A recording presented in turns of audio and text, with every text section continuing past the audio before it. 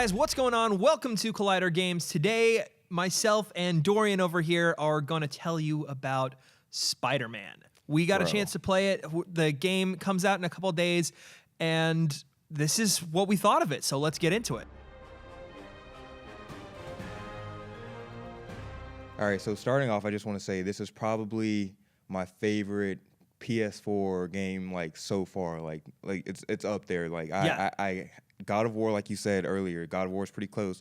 I didn't get to finish that because there's a whole story we can go into on the Collider Games podcast, but I didn't get to finish that yet. But so far, like, this is just probably my favorite PS4 game like ever made. This is such an interesting game to me. Like this, when people say that a game feels like a movie, this feels like a movie, and when they say that, they usually mean, oh, it's cinematic. Oh, Right. There's like a cool lighting moment. Oh, there's a bit where you see the camera move or something like that. This feels like a movie in the way that the characters relate to each other and things like that. And before we go any further, let me just say this is going to be as spoiler-free as we can possibly make it, but it's a review. You're gonna get swayed in some way because we're charismatic people. So if you really want to go into this game fresh, turn this off, go play the game, And then come come back back, and watch. and Yeah. you know, by the time you're done, we'll have a spoiler review out and we can talk about all the crazy stuff that happened. But yeah, I kind of agree with you, like what you're saying with like other games. It feels like people say it feels like a movie, like a cinematic movie. One thing that comes to mind is like Uncharted 4. When in terms of it kind of feels like a movie, but not necessarily just because of the story arc, the character development, all that. Even though there is character development, all that, but this game overall, just when you're not playing, even when you are playing, but when it's just the computer taking over and the storyline, it just feels like you're watching not an Into the Spider-Verse type movie, but a comic book ripped to life on screen, like an animated movie in this PS4 game. So I just loved it. Well, let's start with some of the surface stuff, because I know that when this game was announced, a lot of people were, the first thing that they wanted to know was the swinging, the mechanics, the movement through the city of New York. How did you feel about the swinging this time around? That was probably one of the coolest parts of the whole thing, is just the swinging, because right off the back, not really a spoiler, but you're literally thrown into the game, like with Spider-Man falling, and you're just like, you gotta start swinging, and once you start swinging, just swing over the New York open world, and the sunset the sun is just beaming down on you. You're just gliding through the air. It's like you're really Spider-Man, and you're really just it's breathtaking. There's amazing. You feel confident swinging right off the bat. You feel like you can traverse. You feel like you can do cool things. And then there's a learning curve to it where you start to get to the point where you can be precise with your swinging. You can like land on a specific point, or you can aim for something. And especially once you start to mix in different moves and things like that. So it's a good balance of actually gaining something as you're playing. There are a couple times where it didn't exactly do what I wanted it to do, but that's so few and far between. And all of my complaints with this game are going to be the most nitpicky things. Yeah. No, like for overall, like you said, overall when the swinging, it is kind of at the beginning you're just swinging just because you're pressing R2, but once you start leveling up and you're able to upgrade things and upgrade different things, you can become more precise with what you're doing and jumping off from different buildings. And like I don't know how to explain it without like trying to spoil it, but just some of the things that they incorporate while you're swinging is just breathtaking. It feels like a real Spider-Man One of the things that I loved is, you know, if you're coming around the corner of a certain building or something, there's that little bit of like the camera swing. It just like dutches just a little bit, and you know, it makes it feel so immersive. And if you ever do like the dive, the velocity of the dive going into a swing, like you feel it. And I don't know if this is a spoiler, but you can like upgrade to do like tricks and stuff. Yes. Yeah. So they showed that in some of the gameplay trailers and things. And when people were looking at that, wanted to know whether that was activated, like that was happening randomly or not. A lot of the tricks, the flips and the spins and stuff like that, there's some of them that are part of the animation, but there were like some clunkier looking ones in the gameplay footage. Those are initiated by button presses. So that's one of the reasons they look a little clunkier. I didn't use them that much.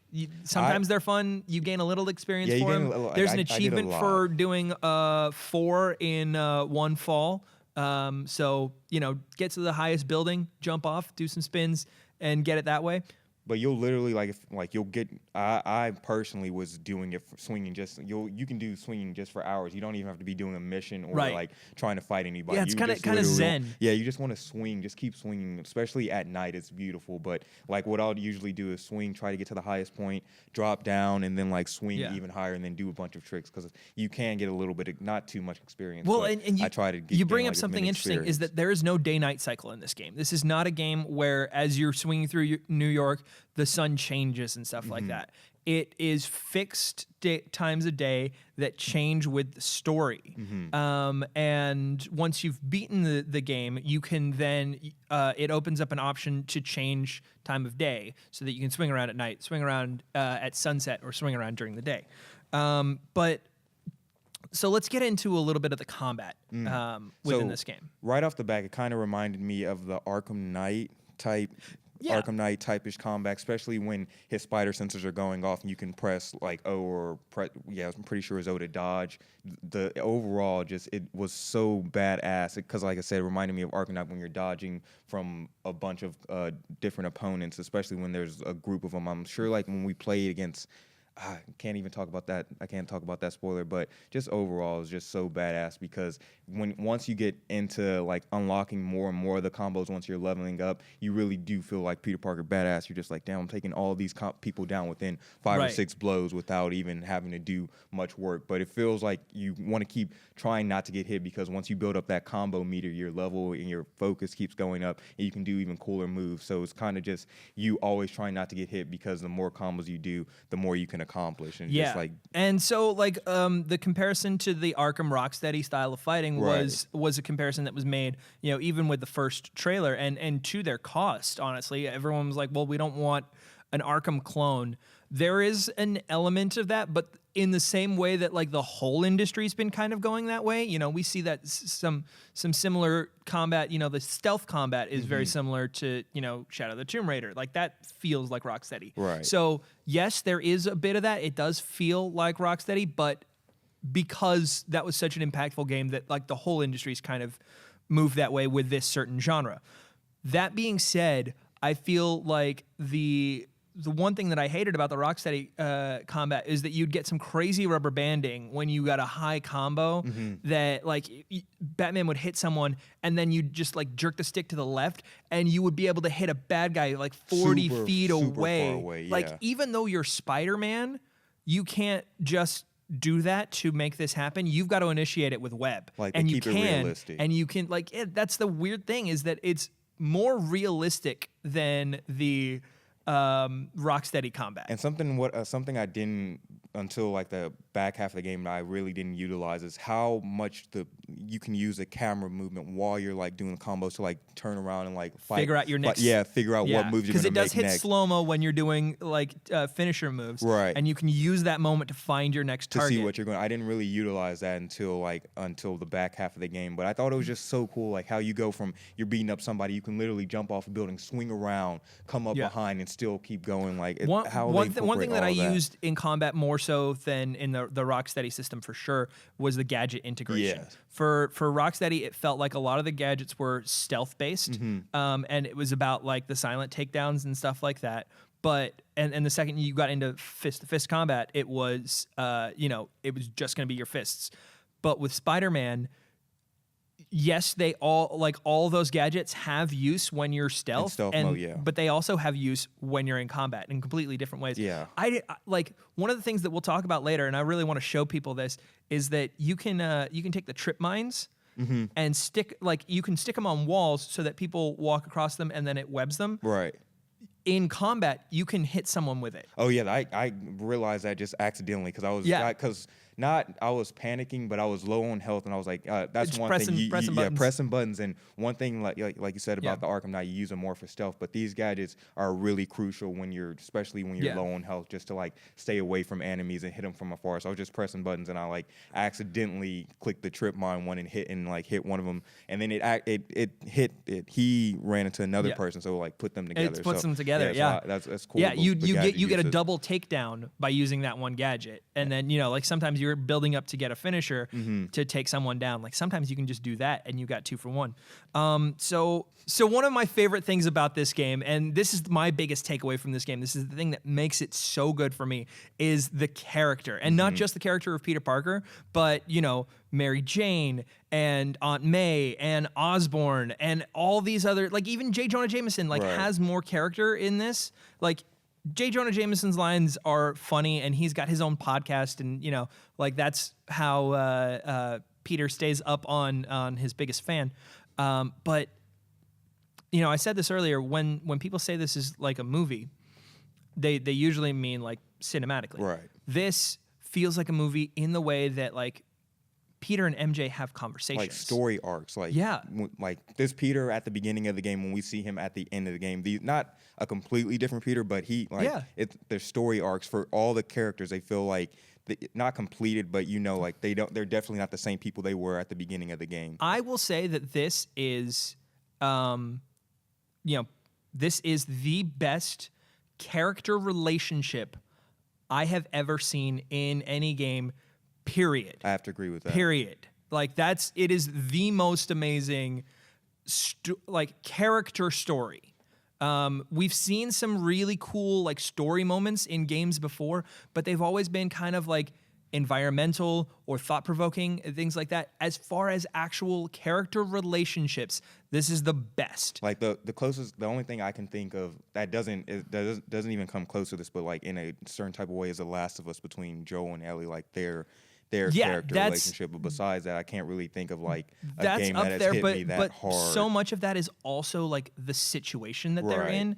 This like really hits home with the characters, and I think that there's, you know, not to be too vague about it, but there's stories of betrayal, there's stories of loss, there's the characters dealing with that kind of stuff, and I think the performance capture really helps with that, because I know that, you know, not only did they do, you know, they have talented voice actors, but they did performance capture for this as well. So they were on a mocap stage for a lot of these things. Damn. And there's like little subtle things. Like there's a scene in the first couple hours with MJ and Peter talking in a restaurant, and Peter leaves. And if you just watch MJ's face in that scene, after he leaves, like you see like four different emotions across her face in that moment. And that's also, just like that is movie quality.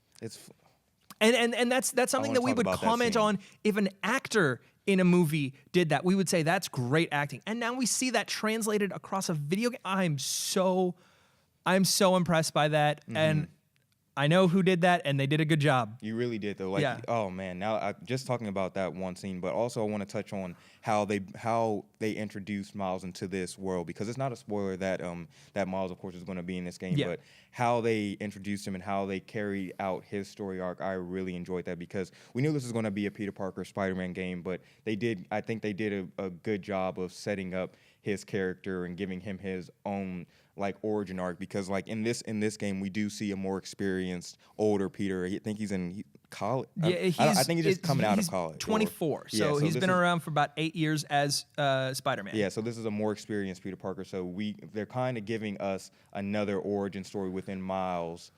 Like we're getting a Spider-Man origin story, but with Miles, while Peter Parker's still a cool ass Spider-Man that he's able to mentor and do further things with Miles in the future, I guess. One thing that I do want to touch on, and I want to get your opinion on here, and again, we'll be very careful not to spoil anything with this, but Insomniac has changed the story of Spider-Man in some ways. And to me, I don't think it's any more than any of the movies have ever changed it. You know, like with the Mark Webb version of Spider-Man, we got a change to the backstory of who the Parkers were. With Homecoming and Tom Holland's Spider-Man, this is a completely different, you know, origin story and way that Spider-Man works and things like that. So I think that Insomniac's made those kind of changes. But how did you feel about, you know, them changing what is on the page and changing Spider-Man? No, this was what I want to say. I want to say is that this is the perfect type of adaptation to where if you're a Spider-Man comic fan, you'll still appreciate it. But if you're a fan just going in, just wanting to play it, you'll appreciate it. Yeah. Not even more, but you'll still like be able to follow along with things. But if you are a fan of the comics, you'll appreciate the little changes they made in this story, because it's like, I don't know, I just, it was so incredibly well done and well told, but how they were able to adapt some things and still lay Easter eggs about like future things is just brilliant. And I want to say that whoever is put this story together, whoever wrote this story for this video game, get them in the Sony Spider-Man universe, because they obviously know how to tell a story like using all these villains, all these characters, and make it a well-rounded universe. I think this is a better story than we've gotten from any of the movies. I think this is better than Spider-Man 2. I think this is better than Spider-Man Homecoming. I think this is a better Spider-Man story, and part of that is, you know, not having to tell an origin story and being able to jump right into it. But part of that is the writing of the whole thing overall. And so I had a conversation at Comic-Con with Brian Indhar and Bill Roseman, creative directors at Insomniac and Marvel Games, and they told me that the DNA of Spider-Man, you know, the core of the character was still preserved, but they were changing some things that felt different and felt new, but felt right. And I thought, of course you would say that. It's your game. That's what anyone would say about changes. They weren't wrong. That's exactly how I would describe it. It feels like Spider-Man, but there's enough that's changed that a diehard Spider-Man fan can still be surprised by some things and still be invested in some things and not just see the story that they know being retold. That you hit the nail on the head with that. It's just like me, I'm getting a smile on my face right now just thinking about how well that story was from beginning to end. Like there was a proper first arc. There was a not a climax, but there was like a proper first arc. They got into the back half of the movie or the game, and then there was a whole another story arc that tied into the first one, and then the climax of the whole game was just what was all been building up to. You felt satisfied with the ending because of how much character development, how much detail they put into the story that led up to it, so it didn't feel rushed or anything like that. Yeah. And so what about on the gameplay side of things? Did you feel like anything got repetitive for you? Repetitive. Not necessarily repetitive, but I don't know. You like doing the challenges and stuff like that, and I still haven't finished. Oh no, I don't like doing them, but I did them for you guys. There are a bunch of videos that are going to be coming out later. I have 100%ed the game, so I will have a bunch of information for you guys. If you have any questions, like DM me on Twitter or something like that, because I grinded through the very end. And of course, like the last 5% of any game is going to be a grind, like no matter what, if you're going for collectibles and things like that. I think one thing, it wasn't tiring. It was more of annoying. Is I'll be like, there's a mission. So there's side missions, and then there's your main story arc mission. So one thing, if you're in a different area and you have to go to your side mission or go to the main mission, there'll be pop-ups of there's a crime over here. Crimes to stop on the way. And it makes you feel like you can't not ignore it. You're Spider-Man. That was the interesting thing, is that the way they balance that, in between story missions, you'd be sitting on a rooftop and it'd be like, oh, I should go fight some crime. That was actually a voice line of there's nothing going on right now. Right. I should go just on patrol. And the second you go and do one of those, then the story mission dialogue kicks in. Yeah, pops up and it's MJ going, hey, where are you? And it's that always being late, trying to balance Spider-Man and Peter Parker, and that makes you feel the stress of being Spider-Man. Okay, now that you explain it that way, that it wasn't really a dislike or something repetitive, but annoying. It's all right, I got to go do this mission, I got to go do this, but then there's a burglary over here, there's a fucking van robbery over there or something like that. So not annoying, but it's just you got to try to find that balance of, all right, do I ignore that mission? But then there's this conscience in your head is damn, I can't let that old lady get even though it's fake, it's right. I can't let them get beat up. Well, as someone who had to go do all those missions after, I really regret not doing them in the moment, while they were kind of naturally happening. And I did some of them, but the one thing that I do want to hit on, and it's kind of gameplay, but also kind of narrative in regard, there are a lot of times that Peter Parker is faced with some very, very tough decisions in this story, and a lot very close to the end, so I won't spoil them. But I am so happy that this was not a choose how the game ends kind of thing of like, you decide the fate of New York, because Peter is a better person than I am. Oh, hell yeah. Peter makes the tougher choice, and Peter, like, that's the reason that he's Spider-Man, and to get to that DNA of like, someone did that to me, I'd kill him. Fuck him up. And then, you know, it's like, well, but he's Spider-Man. He's better than that. And that's like, whether it's in his best interest or not, I'm so happy that they did not have us make that decision, you know, like they didn't do the slow-mo like story or choose. You got like the branching, some infamous type. And we've seen that in Spider-Man games before. I believe Web of Shadows had that kind of stuff. I don't think I played that one. But I'm so happy that, you know, and again, that pushed it to like feeling like a movie. And we talked about this off camera, but I do want to say that I felt like within the first 10 minutes, they perfectly captured who Peter Parker / Spider-Man was and the world around him, like within the first 10 minutes. And that's incredible to do. Within such a short time, it's like you already know this is Peter Parker, this is who he is. Like just from the voice acting, just from the person, like how he was acting, like that's Peter Parker. Like you said, this is probably the best adaptation of a Peter Parker / Spider-Man and the villains around and the world around him that we've seen. And this is a funny game too. Like the quips, the one-liners, and not just from Peter Parker, but from J. Jonah Jameson, from like random New Yorkers on the street, from Yuri. Like there's so many like people that are just entertaining in this. Collectibles wise, there are a lot of collectibles. It's a map of New York game. There are going to be all kinds of things scattered around. You know, like there's the backpacks webbed to walls. There's the that's my not annoying, but that's probably the not a repetitive, but that's my tedious most one is trying to get all the backpacks. But some of them like are conveniently like on your way, but like just trying to go and get grab stuff while it's on your way, because later that you'll realize that you only have like 20 left and not like 40. It's a nice feeling. The one thing that bugged me, the motherfucking pigeons. I was just about to ask you about that. Oh my god, did you collect all the motherfucking pigeons. Hell okay, no. I appreciate collectibles in a game.